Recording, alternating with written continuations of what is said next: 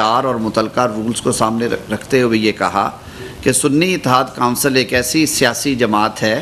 جس نے نہ انتخابات میں حصہ لیا اور اس وجہ سے ایک سیٹ بھی نہیں جیتی انہوں نے، اس لیے یہ ان سیٹس کے حقدار نہیں ہیں، اور جو لوگوں نے سنی اتحاد کونسل کو جوائن کیا وہ for the purposes of article 51 اور آرٹیکل 106 آزاد امیدوار کنسیڈر ہوں گے۔ تو انہوں نے جو پاسٹ پریسیڈنٹس تھیں 2002 میں یہ قانون نافذ کیا گیا، 17ویں ترمیم نے اس کو پروٹیکٹ کیا، تب سے لے کے آج تک یہ ہمیشہ پریکٹس رہی ہے، اور قانون کی منشا بھی یہ ہے کہ ہر اسمبلی میں جب نامنتخب اراکین آتے ہیں تو پولیٹیکل پارٹیز کو آزاد اراکین جوائن کرتے ہیں، جو آزاد اراکین باقی بچ جاتے ہیں انہیں منحا کر کے یہ سیٹس باقی سیاسی جماعتوں میں متناسب نمائندگی کے پرنسپل پہ بانٹ دی جاتی۔ بہرکیف انٹرسٹنگلی آج جو ڈیسیژن آیا ہے 8-5 سے، بڑے ادب سے میں عرض کروں گا، میں بھی اگر اس کے جو ان ڈیپتھ مطالعہ کریں گے جب تفصیلی فیصلہ آئے گا، لیکن شارٹ آرڈر کی حد تک یہ بات سمجھ آئی ہے کہ ریلیف مانگنے تو آئی تھی سنی اتحاد کونسل، اور اس کو سپورٹ کیا دوسری پٹیشن جو کنول شوذب صاحبہ کی تھی۔ پی ٹی آئی تو فریق نہیں تھا مقدمے نے، اور نہ ہی پی ٹی آئی نے یہ سیٹس کلیم کی، کلیم تھا سنی اتحاد کونسل کا۔ اس کو کیونکہ جو آئینی اسکیم ہے وہ بہت کلیئر ہے، یہ ایک ایسا کام تھا جو کہ وہ سارے اراکین اسمبلی کر چکے تھے، جو اب ریورس نہیں تھا ہو سکتا، ارریورسیبل تھا، کہ وہ اپنے ڈیکلریشنز دے کے پارلیمان میں بیٹھے ہوئے ہیں، اور یہ ممکن نہیں تھا ان کے لیے۔ لیکن جو بادی النظر میں ریلیف دیا گیا ہے وہ پاکستان تحریک انصاف کو دے دیا گیا، جو کہ نہ تو درخواست گزار ہیں، نہ انہوں نے یہ ریلیف مانگا، نہ انہوں نے یہ تقاضا کیا۔ اور قانون کا یہ بھی منشا ہے کہ سپریم کورٹ جب 185(2) میں 3 میں 185 میں جب سپریم کورٹ آف پاکستان کسی کیس کا جائزہ لیتی ہے تو عدالت ان پلیڈنگز کی حد تک ہی محدود ہوتی ہے عام طور پہ جو کہ لوور کورٹ سے ان تک پہنچتی ہیں۔ پشاور ہائی کورٹ کا جو فیصلہ 5-0 کی اکثریت سے آیا تھا، اس فیصلے میں تو پاکستان تحریک انصاف کا کلیم نہیں تھا، اور الیکشن کمیشن نے جو سیٹس ریزرو سیٹس دی تھی جن سیاسی جماعتوں کو، ان سے منسلک جو ایم این ایز اور ایم پی ایز تھے خیبر پختونخوا اسمبلی میں، پنجاب اسمبلی میں، صوبائی اسمبلیوں میں، سندھ اسمبلی میں اور قومی اسمبلی میں، ان میں سے میں اگر یہ کہوں کہ 80% جو اراکین اسمبلی ہیں ریزرو سیٹس پہ، وہ عدالت کے سامنے نہیں تھے، جن کو پہلے معطل کیا گیا، اور آج وہ جو نوٹیفیکیشن تھا ان کو ڈکلیئر کرنے کا وہ یکسر اس کو سیٹیسائیڈ کر دیا گیا۔ حالانکہ قانون یہ کہتا ہے کہ آپ کسی کو نوٹس دیے بغیر، کسی کا موقف سنے بغیر اس کی سنوائی تب تک نہیں سمجھی جائے گی کہ انصاف کے تقاضوں کے مطابق ہے جب تک کہ وہ پروسیڈنگز کا حصہ نہیں بنتے اور وہ آ کے اپنا موقف پیش نہیں کرتے۔ یہ بات بھی حیران کن تھی، اور اس بات کا اظہار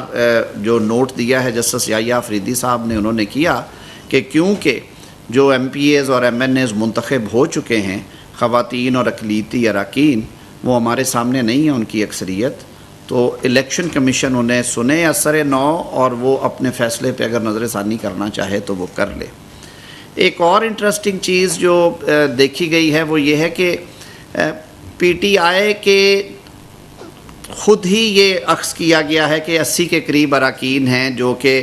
پی ٹی آئی کے ہو سکتے ہیں، اور ان میں سے شاید 39 ہیں یا 41 ہیں، 39 لوگ ہیں جنہوں نے کسی نہ کسی مرحلے پہ اپنے نامینیشن پیپرز میں یہ لکھا کہ ان کا تعلق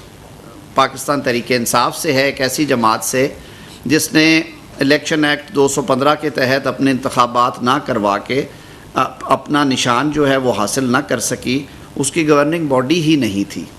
اور آج تک کا یہ سیٹل را ہے، اور یہ پہلی دفعہ نہیں ہوا۔ پاکستان مسلم لیگ نون کو سینٹ کے انتخابات میں ان حالات کا سامنا تھا، جب میاں نواز شریف کو پارٹی صدارت سے سپریم کورٹ آف پاکستان نے ہٹایا تو جو ٹکٹس انہوں نے جاری کیے تھے پارٹی نے، وہ ٹکٹس بھی نل اینڈ وائڈ ڈکلیئر کر دیے گئے، اور ہمارے جو 2018 کی سینٹ کے اراکین تھے وہ آج بھی اگر آپ ویب سائٹ پہ جائیں تو وہ ان کے سامنے انڈیپینڈنٹ لکھا ہوا ہے، کیونکہ وہ ریٹرن ہونے کے بعد یہ فیصلہ آیا تھا اور ان کو وہ 3 دن کی میعاد بھی گزر چکی تھی۔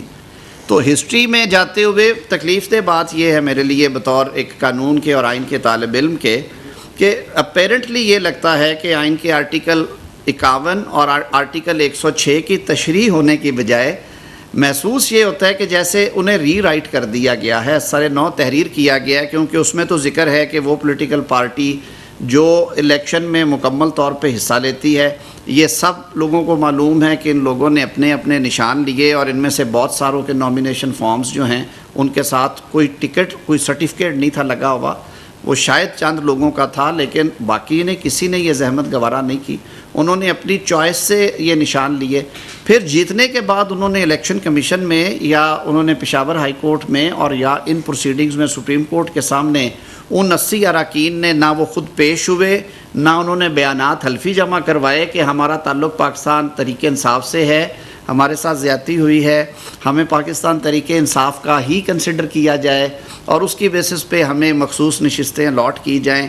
البتہ ان سب کا یہ کلیم تھا کہ ہم نے اپنی آزاد منشا سے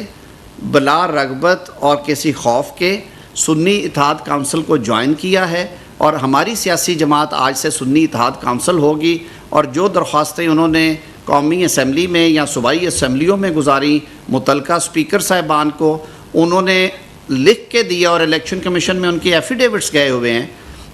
کہ ہمارا سیاسی تعلق، ہم آزاد حیثیت میں جیت کے آئے ہیں، اور ہمارا سیاسی تعلق جو ہے وہ سنی اتحاد کونسل سے ہے۔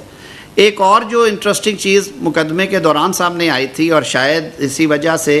کچھ چیزیں جو ہیں وہ اس سمت میں نہیں تھی جا سکتی، تو شاید عدالت نے مناسب سمجھا کہ یہ ایک راستہ ہو سکتا ہے جس سے ان کو مزید سیٹس آ سکتی ہیں، کہ سنی اتحاد کونسل کے آئین کے مطابق کوئی غیر مسلم اس پارٹی کا رکن نہیں ہو سکتا۔ اب وہ کلیم کریں اگر اقلیتی نشستیں، تو یہ بہت بڑی ایک منافقانہ سی بات ہو جاتی ہے۔ تو وہ بھی مسئلہ سامنے تھا کہ اب عورتوں کے نشستوں پہ تو سنی اتحاد کونسل کا کیس ہے یا نہیں ہے، یہ الگ بات ہے۔ جو جماعت اپنے منشور کے مطابق، آئین کے مطابق غیر مسلموں کو اپنا رکن تصور نہیں کرتی، وہ ان کی سیٹس کیسے لے گی؟ تو اس صورت میں شاید پھر جو ایک نتیجہ اخذ ہوتا ہے وہ یہ ہے کہ شاید پھر یہ رستہ جو ہے وہ زیادہ بہتر رستہ تھا، جس میں بے شک اس میں جو آئین کی تشریح کا ایک پرنسپل ہے، اس سے آگے جا کے آئینی پروویژنز آرٹیکل 51 اور آرٹیکل 106 میں جو واضح لکھے ہوئے الفاظ ہیں ان کی بجائے ایک نیا میکنزم تجویز کیا گیا ہے، اور ماضی میں اس کی مثال ہم کو بہت کم ملے گی۔ آئین کے آرٹیکل 51 میں ایک میکنزم موجود ہے کہ جب انتخابات ہو جائیں گے تو جو آزاد اراکین جیت کے آئیں گے، جس طرح کے یہ اراکین تھے، وہ خود الیکشن کمیشن میں بذریعہ ایک پارٹی کے رجوع کریں گے کہ ہم فلاں پارٹی کو جوائن کرتے ہیں، اور اس پارٹی کا ہیڈ ان کے جو ڈیکلریشنز ہیں وہ جمع کرائے گا 3 روز کے اندر اندر۔ وہ 3 روز بھی گزر گئے، وہ ڈیکلریشنز آ گئے، یہ بات درست ہے۔ اب ان سارے ڈیکلریشنز کو کدھر لے کے جائیں؟ انہوں نے تو کہیں نہیں لکھ کے دیا ہوا ان پروسیڈنگز میں، آپ سب نے، وہ لائیو سٹریمنگ ہو رہی تھی، وہ کبھی آ کے 80 لوگ کھڑے نہیں ہوئے اور انہوں نے نہیں کہا کہ یہ سنی اتحاد کو انہوں نے جوائن نہیں کیا، انہوں نے نہیں کہا کہ پاکستان تحریک انصاف کا نشان ان کے پاس نہیں تھا، لیکن وہ امیدوار انہی کے تھے، اور اس لیے سیٹیں جو ہیں وہ پاکستان تحریک انصاف کے کھاتے میں ڈالی جائیں۔ ان کا تو تقاضا، اگر ان میں سے کچھ لوگوں نے کہیں نہ کہیں پہ بیٹھ کے بات کی تو ان کا کیس یہ تھا کہ ہمارا سیاسی تعلق سنی اتحاد کونسل سے ہے، وہی ان کی شناخت ہے، وہی ان کی جماعت ہیں، اور سنی اتحاد کونسل کو یہ نشستیں الاٹ کی جائیں۔ تو اس لیے یہ ایک دفعہ پھر میں سمجھتا ہوں کہ ہم ایک ایسے دوراہے پہ کھڑے ہیں جہاں پہ ہمیں محسوس ہوتا ہے کہ جو آئین کی تشریح کرنا تو عدالت کا اختیار ہے، لیکن یہ معاملہ تشریح سے آگے چلا گیا ہے، اور یہ لگتا یوں ہے کہ جیسے آئین کے آرٹیکل 51 اور 106 کو ری رائٹ کر دیا گیا، اس میں نئی چیزیں لکھ دی گئی ہیں، جو کہ بطور اسٹوڈنٹ آف کانسٹیٹیوشن میرے لیے اس کو سمجھنا، اس کو ڈائجسٹ کرنا مشکل نظر آ رہا ہے۔ بہرکیف یہ عدالت کا ایک حکم ہے، اور ہماری جو تربیت کی گئی ہے اور جس طرح سے ہمیں سکھایا گیا ہے سب کو کہ عدالت کے حکم کے آگے سر تسلیم خم کریں، لیکن ایک وکیل ہونے کی حیثیت سے اور ایک ایسی جگہ پہ ہونے کی حیثیت سے جس کا تعلق براہ راست قانون اور انصاف کی فراہمی سے ہے، میرے لیے یہ بات تکلیف دہ ہے کہ جو شارٹ آرڈر کی جو ورڈنگ ہے اور جو اس کا متن ہے اور جو اس کا جسٹ ہے، وہ آئین کی پلین جو ریڈنگ ہے، جو سادہ طریقے سے ہم آئین پڑھتے ہیں اور ہمیں سمجھ آتی ہے اس کے برعکس ہے. تو ایک بات تو یہ. دوسرا یہ مجھ سے پوچھا گیا، بار بار سوال آ رہا ہے کہ کیا وفاقی حکومت اس پہ نظر ثانی کی اپیل کرنا چاہتی ہے. دیکھیے، ابھی تک وفاقی حکومت کے تمام فیصلے کابینہ میں ہوتے ہیں، اور میرے پاس یہ اختیار یا اتھارٹی نہیں ہے کہ میں کابینہ کے اجلاس کے بغیر یہ کہوں کہ جی ہاں اس پہ نظر ثانی ہوگی یا ہونی چاہیے. یہ رائے میں محفوظ رکھتا ہوں جو میں کابینہ میں دوں گا. دوسرا، اس میں جو اصل معاملہ ہے وہ سیاسی جماعتوں کا ہے. جو ہمارے حکومتی اتحاد میں جماعتیں ہیں، پاکستان مسلم لیگ نون ہے، پاکستان پیپلز پارٹی ہے، متحدہ قومی موومنٹ ہے، اور یا جو ہمارے دوست آج کل دوسرے بینچز پہ ہیں، جمعیت علماء اسلام، یہ وہ جماعتیں ہیں جو افیکٹ ہوئی ہیں اور جن کے اراکین افیکٹ ہوئے ہیں اس فیصلے سے، جو کہ نوٹیفائی ہو چکے تھے، حلف لے چکے تھے، وہ بیٹھے ہوئے تھے اسمبلیوں میں صوبائی اور قومی میں. تو اس پوائنٹ آف ویو کو سامنے رکھتے ہوئے یہ سیاسی جماعتوں کے لیے ضروری ہے کہ وہ فیصلہ کریں کہ کون سی سیاسی جماعتیں یہ سمجھتی ہیں کہ وہ نظر ثانی میں جائیں اور نہ جائیں.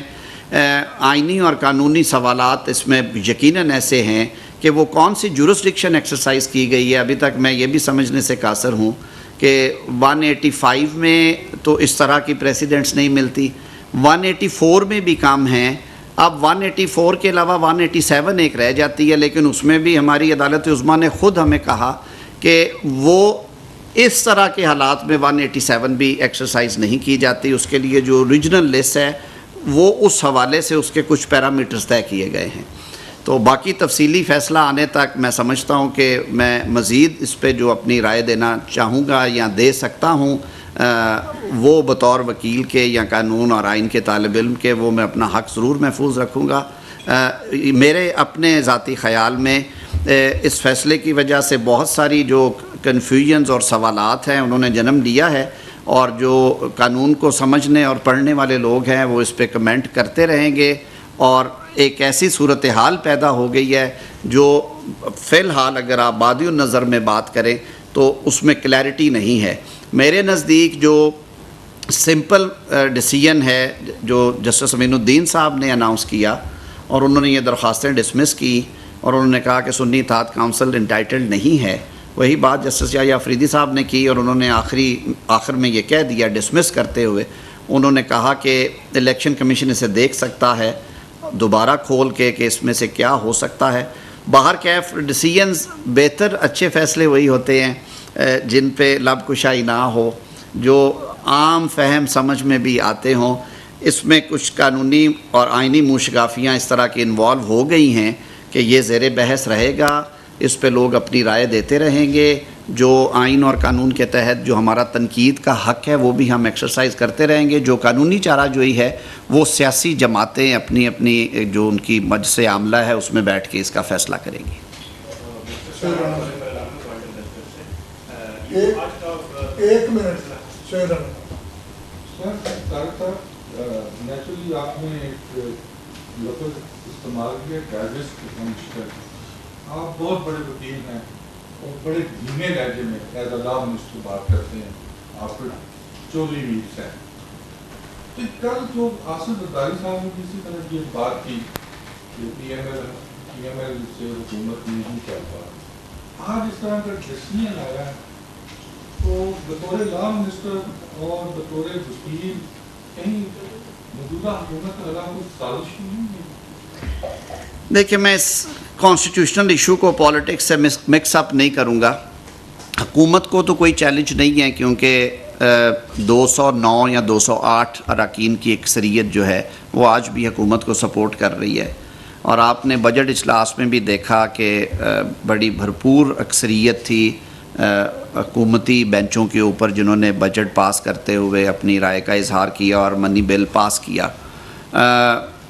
کچھ چیزیں ہیں کہ اگر حکومت کا ایک ریفارم ایجنڈا تھا کہ وہ عام آدمی تک انصاف کی رسائی کو بہتر بنانے کے لیے، یا جو ہم پہ یہ کرٹیسزم کیا جاتا ہے کہ ہماری جو جوڈیشری ہے وہ جو ورلڈ رینکنگ ہوتی ہے مختلف انڈیکیٹرز ہیں اس میں اس کا نمبر نیچے ہے، اور اس کے لیے بار باڈیز اور بہت سی جو نان گورنمنٹل آرگنائزیشنز ہیں وہ بھی کہتی ہیں کہ ججز کی تقرری اور ججز کے احتساب کے طریقہ کار جو ہے وہ کامیاب نظر نہیں آتا، اس میں بہت سارے سوالات اٹھتے ہیں، اور اس بات کا اظہار کیا بھی گیا کہ حکومت کے پاس جب یہ ساری سیٹس کا معاملہ ہو گیا تھا تو پشاور کے الیکشنز کے بعد جو سینٹ کے الیکشنز ہونا تھے اس کے بعد جو ہے وہ یہ توقع کی جا رہی تھی کہ حکومتی اتحاد بیٹھ کے کچھ ایسی کانسٹیٹیوشنل ریفارم کرے جس کی وجہ سے جو تو کچھ اناملیز ہیں ان کا بھی خاتمہ ہو، اور عام آدمی جس کے لیے قانون کا نظام اور یہ آئین اور قوانین بنائے گئے ہیں لیٹیگنٹ کے لیے آسانیاں پیدا ہوں، جو مقدمات کی فیصلوں میں تاخیر ہے وہ کسی طرح سے اس ٹائم فریم میں آ سکے، جو اور بہت سارے چیلنجز درپیش ہیں جوڈیشل پروسیسز میں ان کو آسان بنایا جا سکے، اکاؤنٹیبلٹی کے نظام کو مزید بہتر کیا جائے۔ ایک ہی عدالت ہے،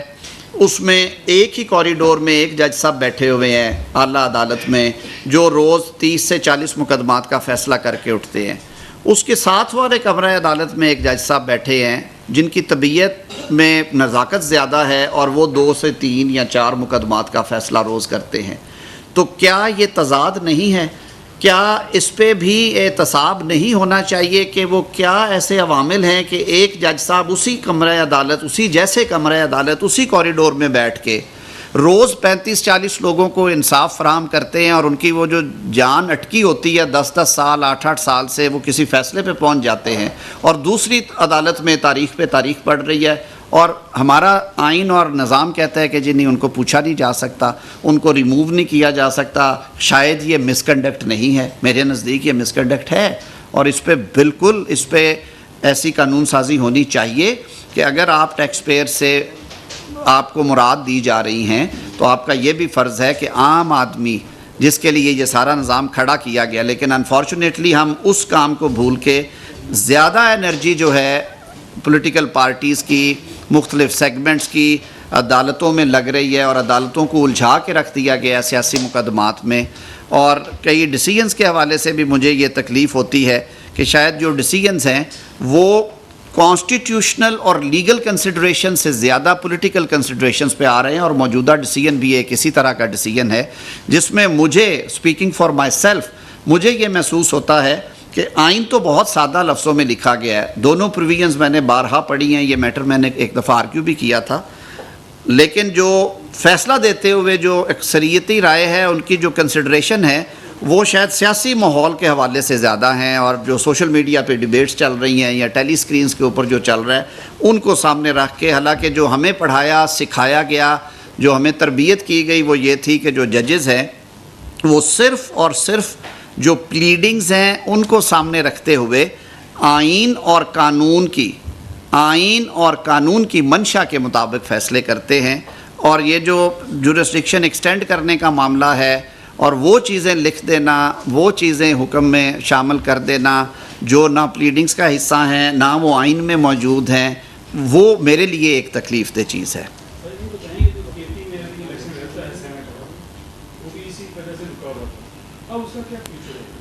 اس کا فیوچر اللہ بہتر جانے جی۔ اب دیکھیے نا، اس میں بھی وہ اصولاً تو کے پی اسمبلی کے جو اسپیکر ہیں اور چیف منسٹر کے پی کے بارے میں اسٹرکچرز آنے چاہیے تھے کہ انہوں نے باقی پاکستان میں کیوں نہیں یہ ہوا، انہوں نے جیسے ووٹ آف نو کانفیڈنس کی دفعہ اسپیکر صاحب نے ڈٹائی کا مظاہرہ کیا، اور اس وقت کے صدر مملکت اور وزیر اعظم نے بھی ہاؤس بلانے کے لیے اپنی آئینی ذمہ داریاں پوری نہ کیں، اور عدالت جانا پڑا، اور بارہا عدالت کو دستک دینا پڑی، اور پھر جا کے عدالتی حکم پہ رات 12 بجے ووٹ آف نو کانفیڈنس کی نوبت آئی، اور وہ بھی وہ اسمبلی توڑ کے وہ گھر چلے گئے تھے، اور دوبارہ صرف اس خوف سے کہ کوئی اور کارروائی شروع نہ ہو جائے وہ سیٹ سے اٹھ کے چلے گئے نو کانفیڈنس کو ڈسمس کرتے ہوئے۔ پشاور میں بھی یہ صورتحال ہے کہ وہاں پہ سینٹ کے الیکشنز نامکمل ہیں۔ یہ ساری جو کنٹروورسی ہے یہ سینٹ کے الیکشنز کے ارد گرد گھوم رہی تھی، اس کا آج میں نے ذکر کہیں نہیں دیکھا اس فیصلے میں۔ شارٹ آرڈر میں عدالت میں نہیں تھا، اگر آپ میں سے کسی کی نظر سے گزرا ہو تو وہ زیادہ بہتر سمجھ سکتے ہیں کہ وہاں پہ ہاؤس آف فیڈریشن کے جو آدھے ممبران ہیں ان کا الیکشن کھٹائی میں پڑا ہے. اب جو میکنزم دیا گیا ہے